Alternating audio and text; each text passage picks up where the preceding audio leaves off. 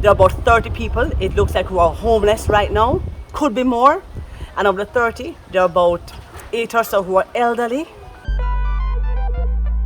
This morning, at minutes to 5, I received several phone calls and messages from residents of the Spoilers community, particularly those living on James Street as well as Smith Lane, saying that houses were firebombed and that it spread to several yards on the 2 streets, and there's complete devastation.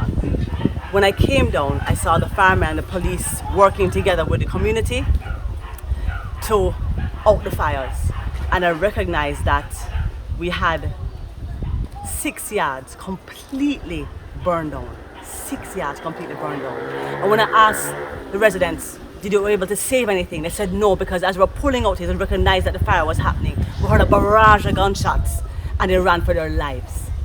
They left their fridge, their stove, their cash, their car titles, their passport, their birth paper. One lady who is pregnant, 8 months pregnant, left all her receipts for Yui. She's not worried she can't go to Yui to have her baby, which is already paid for. Utter devastation. And not only that, there's such fear because they've been told that it's not over. This is following on last week Tuesday, where there was a complete gunfire from between Wildman Street and Smith Lane last week Tuesday. The police were on spot, thank God, so nobody died. But the police were also under fire from the man them.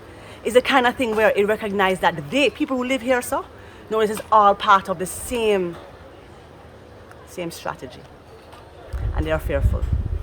And so it is time, as we said last year, do not let anybody else die. Expand the ZOSO. Expand the ZOSO to include spoilers, where it was hot from last year, to protect people's lives and their property. These are hardworking Jamaicans who have lost everything. But when you see them, all of them have is them shirt on them back, the pants, some of them have shoes.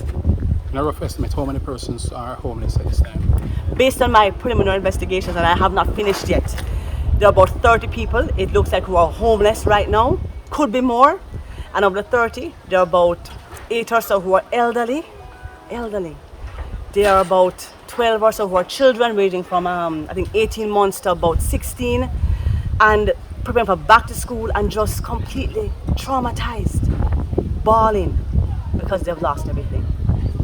I'm asking for the mayor of Kingston, who has the resources to call upon the trucks to help to clear the land, because there are young men here who help to rebuild. But we need to clear the land. They will help too.